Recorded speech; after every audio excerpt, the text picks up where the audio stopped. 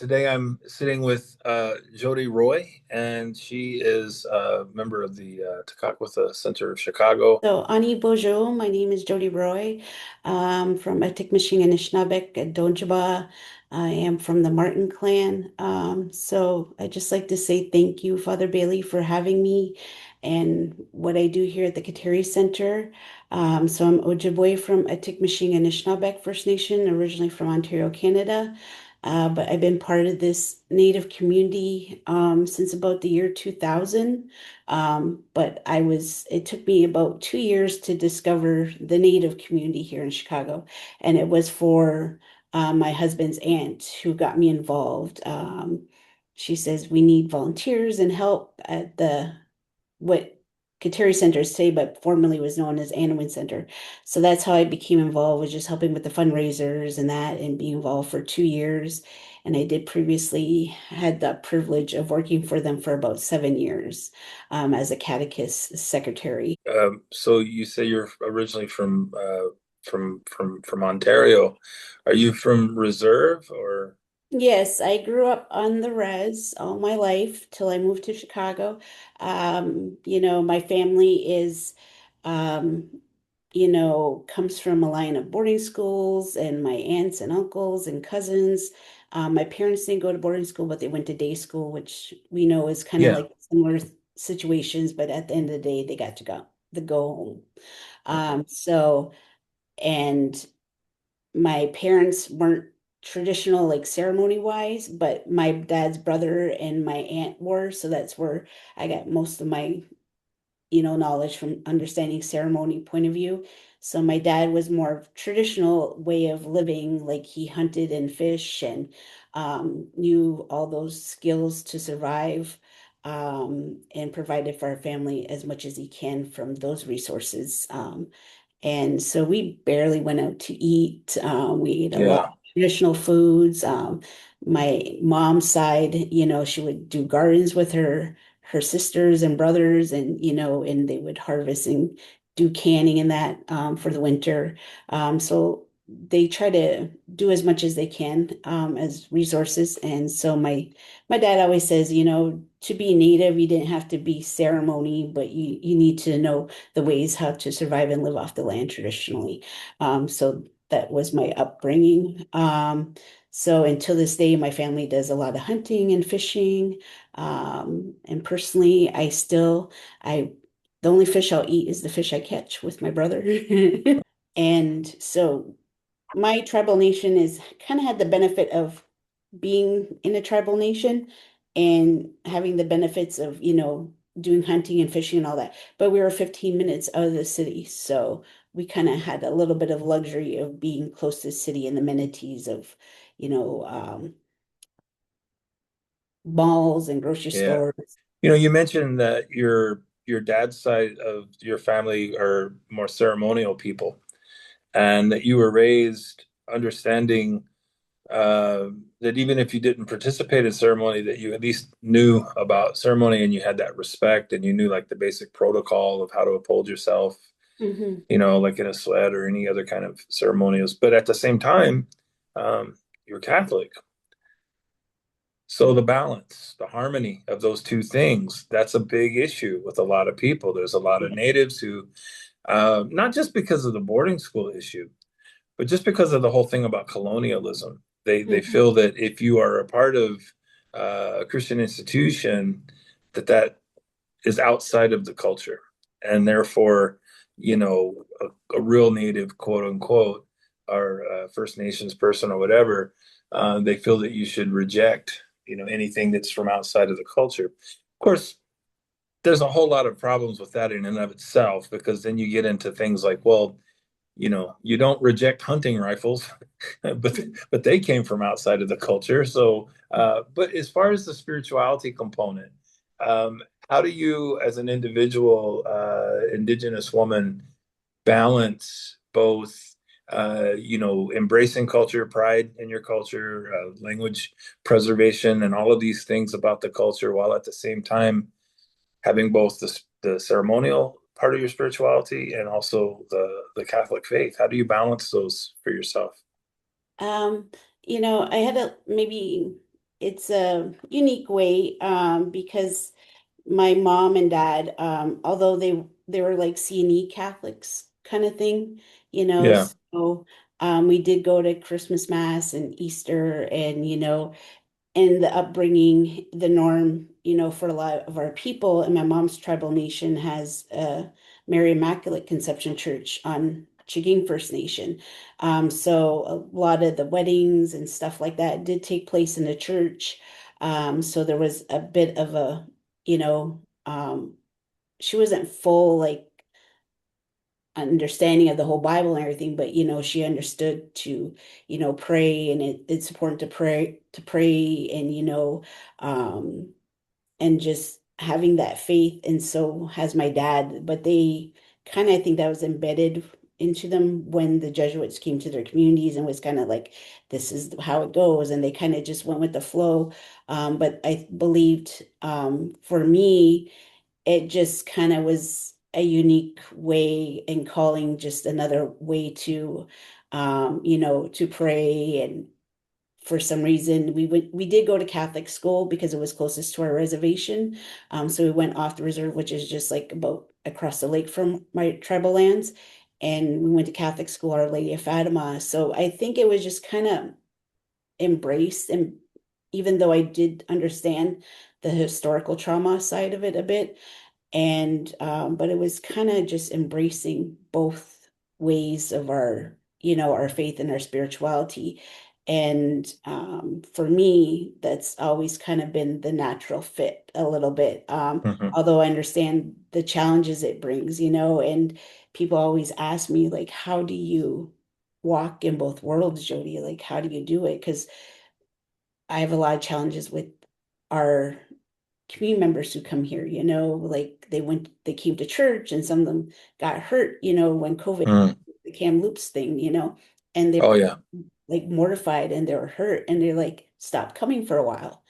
And I'm like, they finally reached out and like, how do you do it? I'm like, I don't know. I said, but I know that's not their history currently, that's something they have to deal with too, is like being that bridge of healing. How do we move forward? I said, so there's good in the church. And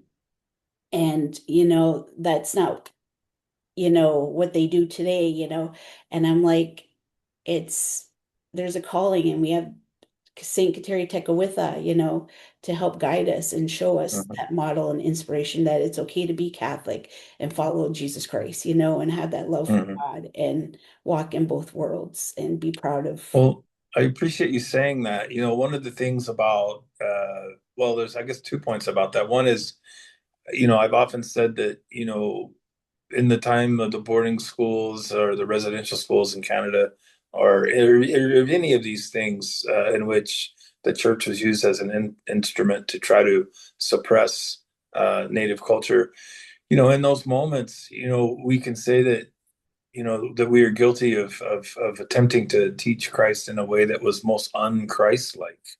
Mhm. We weren't being true to our own beliefs by doing that. But that none of those things are a reflection on Christ as a person. And so for you, as an indigenous woman, and so this is the other point about that is, you know, the Jesuits or anybody else can force you to go to boarding school, or they can force you to go to Catholic school, but they can't make you choose it for yourself. For Mhm. you as a Native person, you have chosen it. You have said, I accept these things. I accept that, Mhm. Christ. I accept the church. I participate in the sacraments. These things are important to me. So you personally made that choice. You can't have that really forced on No, no. Even though it started that way, right? The momentum was like to teach us how to do that, because they didn't think we had spirituality. But as Native people, we always had a deep spirituality, connection to, the Great Spirit, Creator, and connection with Mother Earth, and that. But it was just another form of way of praying. And I think it just helps, you got your traditional ways of praying and ceremony and healing and medicines. And then, you got the prayers, praying to the various saints, Yeah. asking for their intercession. So I think just the power of both, your tradition and your faith is just, I know a lot of traditional people, uh, and by which I suppose to clarify for non-natives watching this, when I say traditional, I'm talking, like you mentioned, the distinction between your paternal family, ceremonial people, people who continue to practice traditional forms of native spirituality. When I know a lot of traditional people will say the church is not compatible with our ceremonial beliefs, and vice versa. A lot of church people will say if you're going to be a really good, yeah, practicing Catholic, you can't practice ceremonial, you can't participate in the ceremonies anymore. And then you have other people who say no, they're the same. They're two different ways of praying, but they're the same. They complement each other. Nicholas Black Elk, who has a cause for canonization, was asked by his nephew, Frank Fulsgrove, the famous Frank Fulsgrove. But Frank Fulsgrove asked Nicholas Black Elk, about that. And Nicholas Black Elk said, look, our ways complement each other. We're both on the same path, you know. So I guess talk about that for a second. I mean, you obviously believe that, that the two are compatible, but a lot yeah. of people would disagree. Some people will disagree, but J'aime le do in the Ojibwe language, we call the Lord, and I guess it more or less could translate to the one who has the greatest power, right? And in the Catholic faith, that's God, right? Yes. So I believe to me, we may call them different names, get you Manitou, the Great Spirit and that. But I believe to me, we're all praying to the same God. We may have different names in that and different ways of praying, but it has, and our traditions can line the same, like the smudging and, can be a way of cleansing our hearts and minds. And like, instead of the frankincense used in the mass, we use Hmm. sage, and we can look at the seven grandfather teachings as a kind of a way in the sense of the Ten Commandments, Mm. the foundation of how we, look at our morals and ethics and how we treat people and others and ourselves in this circle of life. So there's different various ways we can kind of look and, um, kind of walk and take those integrations and value. It's interesting you mentioned the frankincense and you talk about that like as a reference to the incense we use in certain masses, like certainly for big feast days like Christmas and Easter and things like that, we use the incense. And I don't know if you knew this, but in the ingredients, it's not always the case, but in a lot of cases, if you go into the sacristy of a Catholic church, the incense that we use for the mass, Mhm. it contains different ingredients, but one of its ingredients is cedar. Oh, So there you are. that's Um, really great. I well, didn't. so when you're talking to priests who uh, don't think that those two things are compatible, you have to point out, in a lot of it's not always the case, but in a lot of the like brands, companies of incense that we use, Mhm. cedar is one of the elements in that. And so you have natives that burn cedar, right, as a purification. Okay. And of course, we have the references to King David, who believed that cedar was so valuable that he made his entire temple out of it. And God, who chastised him for that because he didn't want him to do that. So even in the Old Testament, there was recognition of the importance of cedar, the special recognition of that as a particular element that was pleasing to God. And yet, Native people knew that long before Europeans got here. They didn't need a non-native person to come over and tell them that. They already knew that. I like that. Because cedar is also important to us, and instead of in the mass, use a cedar branch instead for Yeah, the water, you for the know. yeah for the holy So, water blessings. So yeah, so I think that it's really nice in the frankincense, and then kind of like when we have funerals and that, instead of using the frankincense, we use, you know, um, the water blessing with the cedar, as Native people, we give our people cedar bats before their journey to the western doorway Yep. to the spirit world. So I think that's really interesting, and I never knew that. Well, there you go. So there's one more example of the ways in which we complement each other. I think that my belief about it, and I've said this before, and I believe that whatever language you use to refer to God is the same God that we're talking about, and also that He planted seeds in all peoples of wanting to know Him, so that in the fullness of time, when we encountered Christ, we would be ready for Him. And I think that, your people knew God, the same God that the Jews prayed to, the same God that Christians prayed to, um, long, long, long before Europeans got here. And so I think it's good that you continue to balance both your ceremonial spiritual side or ceremonial side of your spirituality, while at the same time walking, in the Catholic faith as well. So on that point, tell us a little bit more about where you are and your position where you are. The Kateri Center, for those who don't know, is in Chicago. You Yes. have a large urban native population in Chicago, as you and I discussed on the phone yesterday. There's a lot of cities in the United States that have large native populations that are well, well far removed from reservations. So there's all these cities with large native populations, and Chicago is one of them. And of course, historically speaking, a lot of that comes from the 1950s relocation program. And a lot of people don't know about that. But we Mhm. don't need to stick on that point for too long, just to Yeah. say Chicago has been a large native population in the inner city of Chicago for a long time. So Mhm. tell us a little bit about that, about the native population or the native community in Chicago, and then specifically the Kateri Center there, and what you guys do, and a little bit about your history. Yeah. I came in, I guess I'm like a transplant because I came here in the 2000s, right?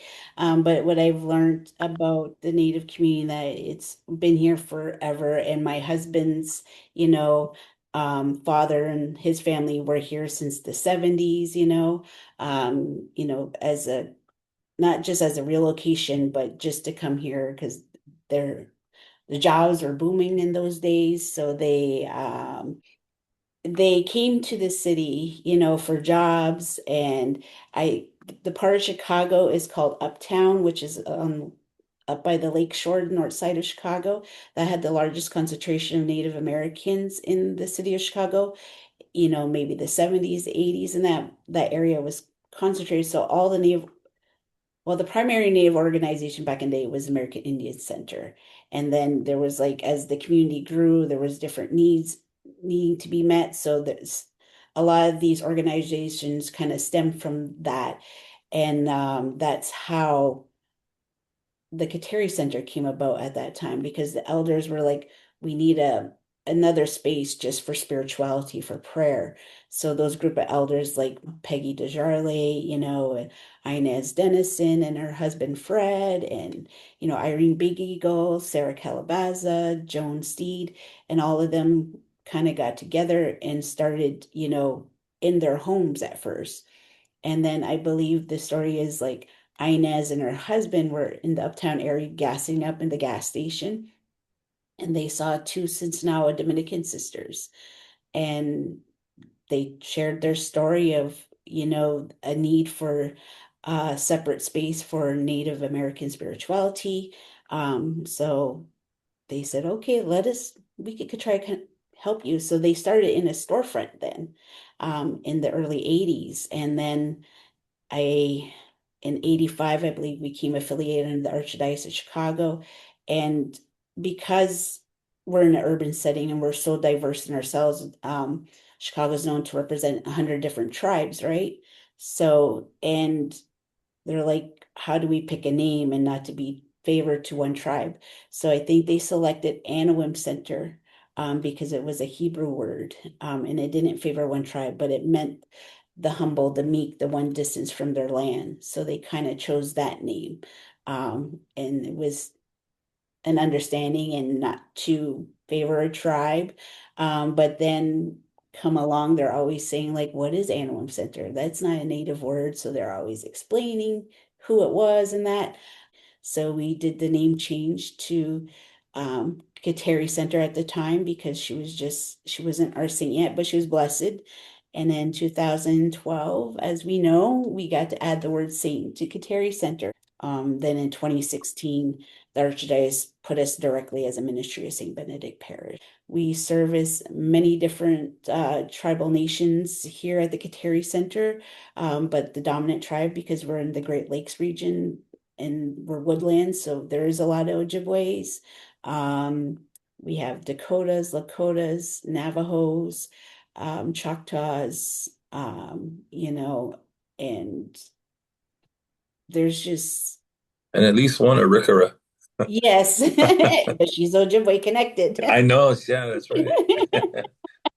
Yeah. So And yeah, so we have like so much tribal nations, so it's like balancing that.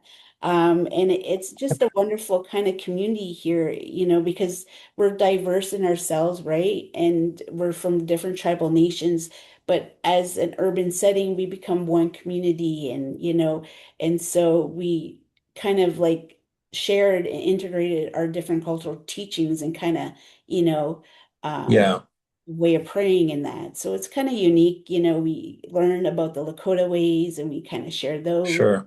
And so it's kind of nice integration of kind of balancing all of those different cultures and tradition teachings with each other. And And so would you be more of a community center or more of a parish, uh, like a parish or like a spiritual center? we're like, I guess, like a spiritual center because we don't have mass every Sunday.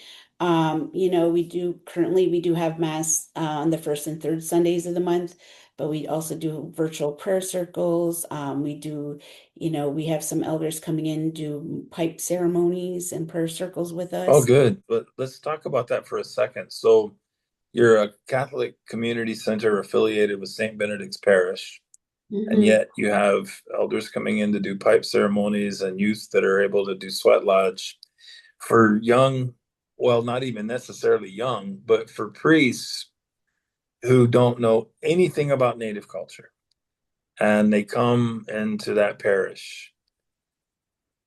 There's got to be a culture shock for them, I suppose. One, I think the first culture shock, I think, for most non-native people is to realize how different each native tribe are from each other. You Hmm. mentioned Dakota, Lakota, and even that distinction is something a lot of people don't know. You talk Hmm. about Anishnaabe, but we use that word interchangeably with Ojibwe, and Hmm. because they're the same, just as Lakota is to Sioux, Anishinaabe is to Ojibwe. Hmm. Um, so even those distinctions are things that a lot of priests aren't aware of. And then you talk about incorporating spiritual elements. We're a Catholic spiritual center, and yet we have sweat lodge and we have pipe ceremonies and we have mass. Hmm. There's got to be a lot of times when, especially younger priests or priests that are not familiar with Native culture, kind of balk at that a little bit and say, "Oh, wait, what are you doing?" Um, that's got to be a challenge. And so for you as a community, the challenge for you is to have Catholic priests and nuns who come in to your parish to say, there needs to be an integration process, an assimilation process. You need to understand a lot of things. Hmm. Languages are different, tribes are different, histories are different. We don't always like each other. Traditionally, right? We don't like to say these things, but traditionally, Anishinabes and Lakotas were enemies. Hmm. And even now, there's some people from both tribes that don't like each other. Um, out in Montana, the Northern Cheyenne Reservation borders the Crow Reservation. Hmm. Those are two big enemies. They live next to each other. So for a priest that doesn't have any kind of enculturation or indoctrination into native cultures, all of these things are new. And then you get into the spiritual elements. That's got to be a challenge. Talk about that. Yeah. And I'm just, I guess for me, I'm just kind of a little bit blessed that even though they might not know, but they're always willing to understand us. So I'm just grateful that, Father Stephen's been a huge blessing with us. He didn't have no really knowledge about the Native American culture and that, but he was willing to learn. And, he dove right in and got a big understanding, and he was for the support of, our traditional ways and our faith. And he was always, even helped us, identify ways of, can we do this, and then we have a new pastor, who's willing to learn. So it's getting to do all this with him, a cycle of learning again.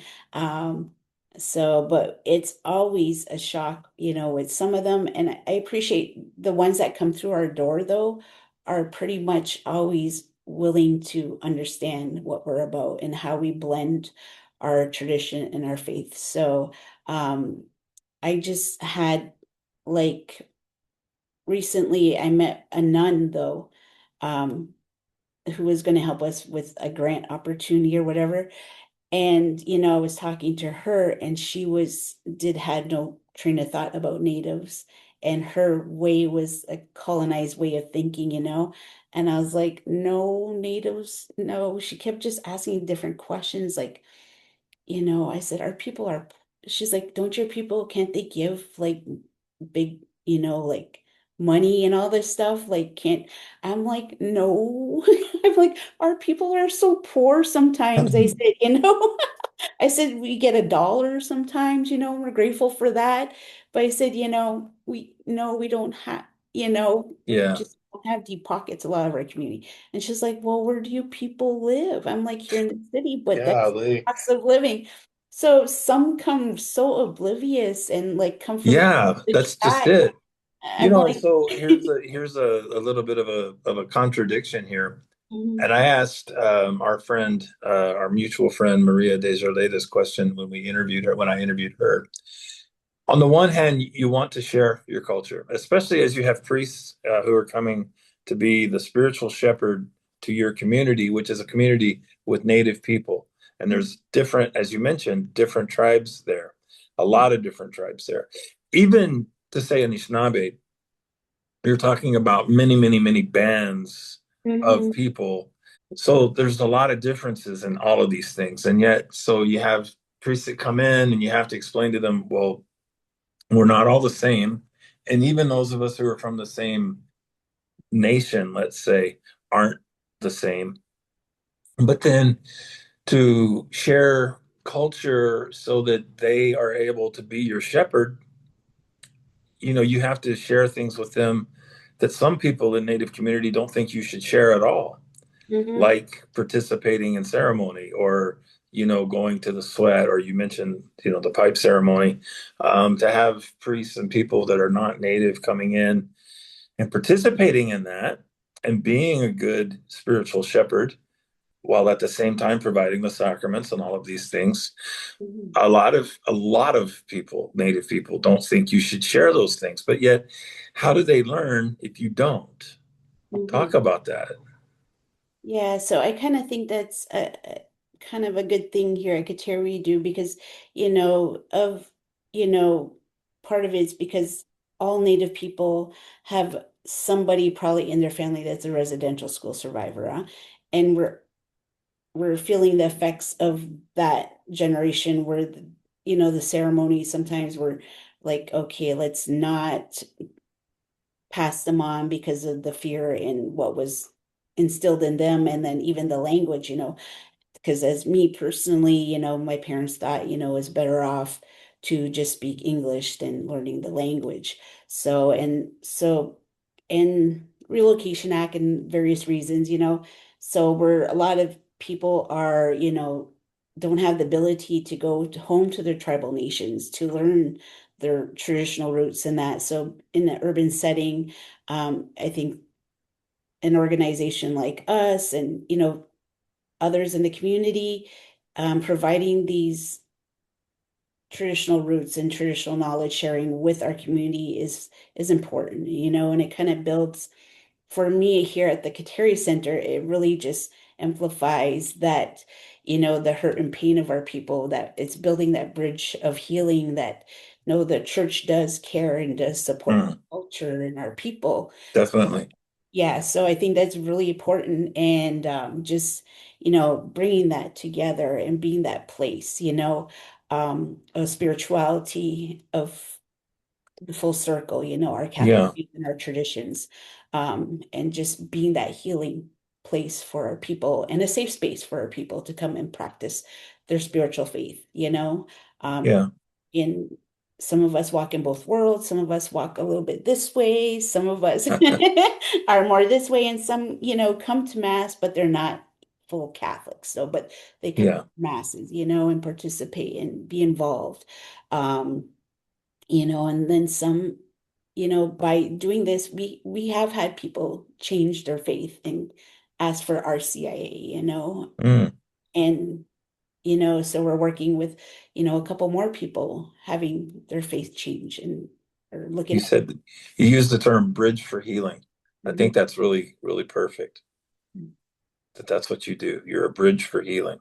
Yes, because the Catholic Church, yeah, there's that era, of, but the people who are running the Catholic churches today, like St. Ben's, they're wonderful people, and they understand a bit of, our hurt and history that we went through. And so they want to help us move forward in a positive way. And they're still good in the church, That's kind of like they're dealing with their own kind of trauma in a way of healing. How do we move forward together, and be that, good neighbor to each other, I love everything you're saying, how do we move forward together and be better neighbors to each other? Mhm. I love that. Um, I'm going to come back to that, but first, I want to say something that occurs to me. You know, you and I have used the term relocation about 3 or 4 times so far in this conversation, and I know a lot of people don't know what that is. Most people really don't know what that is, even some natives. If you're younger than a certain age, you won't know what that is. So, for clarification, in the 1950s, there was this program called termination, where the United States government felt that if they could if they could decrease the population on reservations below a certain number, that they could then claim that land as being unoccupied land and then confiscate it and absorb what few lands there are on reservations into the overall land base. And in order to do that, they enticed or attempted to entice Native people to leave the reservations and go into the cities to get jobs. And so they offered vocational training to learn how to do basic jobs, construction jobs and electrician jobs and things of that nature. They offered houses and college and seminars and various things like that, education to help you get people started in cities. And so we mentioned earlier these cities that have major native populations. Even out in California, like the Alcatraz occupation was a result of native people that had been relocated to San Francisco from reservations. And the whole point was if we can get enough native people to come into the cities, get jobs, and act like Americans, quotation fingers, um, then they'll leave the reservations and then we can declare that unoccupied land and incorporate it into the land base. And so even as late as the 1950s, the United States government was still trying to get more of native land and assimilate native culture, but it backfired in a really big way because what happens is that when your parents leave the reserve and they come to the city and you grow up as a native person surrounded by non-natives in the city, you aren't you don't become them. You don't become white. They don't accept you as being them anyway. And so a lot of people had this identity crisis. Looking at Minneapolis St. Paul is a great example. A lot of people had this identity crisis of wanting to feel connected to their native community that their parents and grandparents came from and realizing that they didn't fit in the city where they were, and they're trying to struggle for their roots and an understanding of their roots. And so civil rights and cultural resurgence in the late 1960s came about precisely because the relocation program did not work. It increased an appetite in natives who wanted even more than before to be connected to tradition, ceremony, roots, and their community. And so now you have Chicago and you have all of these tribes. You said 100 tribes represented in the city of Chicago, and people want to maintain connection to their culture, their roots, their ceremony, their identity. And now you have the Tekakwitha Center, and you guys are right there in the epicenter of all of that, providing the spiritual needs for people, both in the native way as well as in the Catholic way, and bringing those things together. And I think that's such an awesome thing that you guys are doing. So some of the program we do is with the youth, right?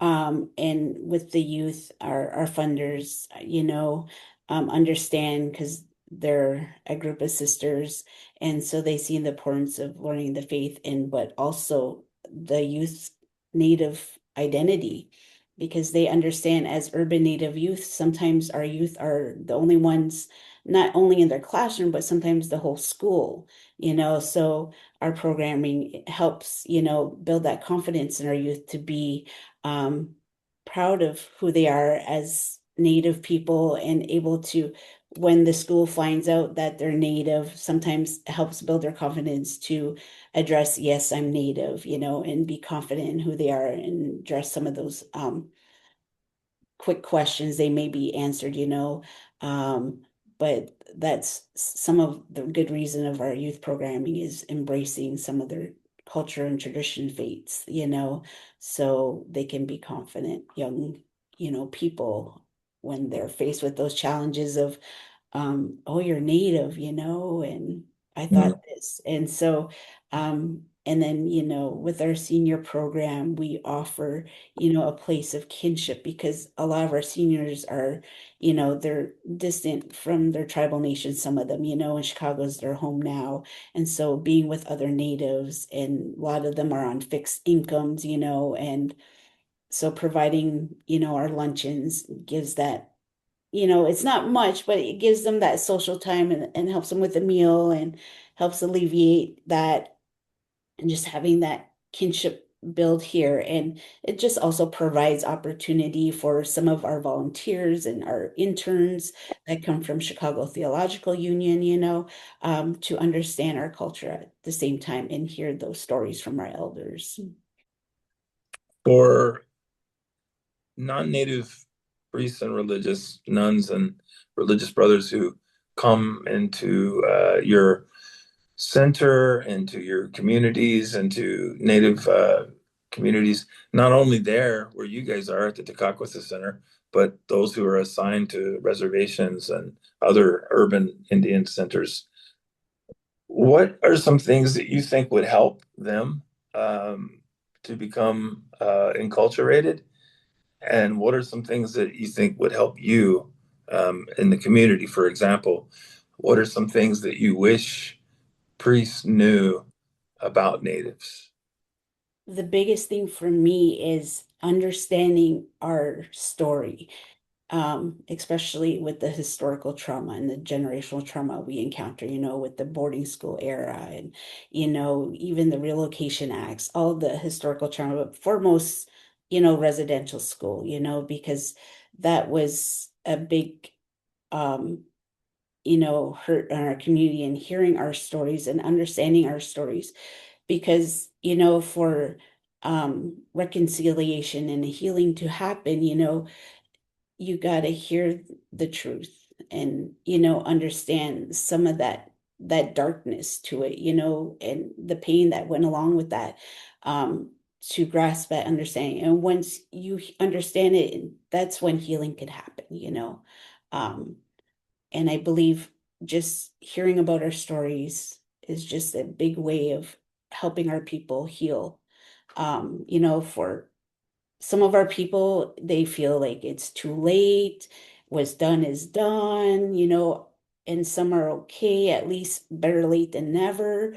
But for us here as, Catholics here at Kateri, at least, it's a real positive direction and acknowledging our hurt and pain and building that bridge of community, of healing and allowing us to bring our culture, and integrate as much as we can into our faith, is really nice. Just letting us truly be who we are, be Hmm. proud to be walking the world of our Catholic faith and our tradition at the same time. And I think kind of like that's the challenges we face here at the center is coming together and understanding as urban natives and sharing with each other and, finding the common grounds of way of practicing also, and just learning new ways. And I think it kind of just enriches our spirituality as Native people. Outside of the Kateri Center, I imagine that in Chicago, there's a lot of Native organizations. Surely there's powwows every year and those kinds of things. You guys are a part of all that, right? You guys are integrated in the larger Native population. Yes, so actually we have here in Chicago we have the Chicago American Community Collaborative. So currently it's about like 15 organizations and programs that are run for Native Americans. And we come together and share at the table at large to have that unified voice, especially when it comes to um, creating that awareness, and having our people not forgotten, and included in spaces, and have a voice at the level of with the mayor, or legislators, so having that voice coming together and just, strengthens us. And so we have that collaborative and kind of work together and just help embrace each other in because we all serve the same community. Although we have a larger population here in Chicago, you know, as far as ethnic groups, no, we have the smallest population, right? So Sure. working together just makes sense and embracing and supporting Mhm. each other. So, by way of some closing comments, what would you like people to know about yourselves, both as Indigenous people, but also specifically the Tekakwitha Center of Chicago? What would you like people to know about yourselves, about the work that you're doing, some of the upcoming projects that you're working on, and just some things that you'd like people to be aware of? I, I just like to, we have a wonderful community here in Chicago and, it's vibrant. We're resilient, we're still here today and we're proud as natives, especially here at Kateri Center to, walk in our Catholic faith and our traditional faith, and have that balance here at Kateri Center that the importance of our culture is, just as important as our Catholic faith too, and embracing and walking in both worlds. And for those who don't, are outsiders and non-native, please come visit us, learn about us firsthand. And I'm always love to provide the opportunity to non-natives to come here and feel safe to answer or ask those hard questions, that they think that might be culturally sensitive or they're afraid to ask. I'm like, please ask me them and I won't judge or, I'll try, I'll correct you in the proper way. And so that when you ask other people, they won't be offended or anything, Yeah. So I want to provide that safe space to ask those hard questions, and not be afraid if I'm gonna be offended. I just want to be that open door policy and and help understand and embrace, be a voice for our people. You're certainly bearing witness in a really positive way, and I love so many of the things that you've said there in this conversation, like, the being a bridge for healing and going forward, moving forward together and, being better neighbors. All of those things are so important. And so thank you for sharing all of that today. And also too, you know, as you're talking, it occurs to me it's not very easy, right, these days, especially for Indigenous people to both say, look, we can be proud of our culture and our heritage and our ceremonial ways, and also choose Christ and the Catholic faith. Yes. And yet you guys are doing that and you're bearing witness to that in such a beautiful way that builds bridges. It breeds healing. And so it's such a powerful witness. And so thank you so much for everything that you're doing, for all the work you guys are doing, continuing to do, and for your testimony. And thank you to both to you personally as well as to you as a director for the Takakwa Center. Thank you so much for what you guys are doing. And please, please, please, please, please reach out to me anytime you think I could be of any help to you guys at all. Thank you for that. But if you notice, if I move my head, it says Kateri Teka Heal Our Scars, right? Oh, that's beautiful. So, as a reminder, Native people have, a lot of hurt and pain. And so we have these scars, but there's a way to move forward and forgiveness can happen, but we can forgive in that as Native people, but we carry our scars with us, though, but we can move forward in a positive direction of healing. Healing with mutual respect for Hmm. the dignity of all people and Hmm. all four corners of the medicine wheel, the red, the white, the black, the yellow, bring Yeah. them together to heal in harmony. Well, Jody, thank you so much for making time to be with us today and for all your great work and all the, so many things that you've said. I really appreciate all of that. Hopefully, I'll get up there to Chicago sometime soon and get to visit with you guys. Miigwech for having us and, helping us, be visible, and create that awareness with us. So, miigwech. Yes, yes, my pleasure. I'll talk to you soon. Okay, All right, God bless. you too.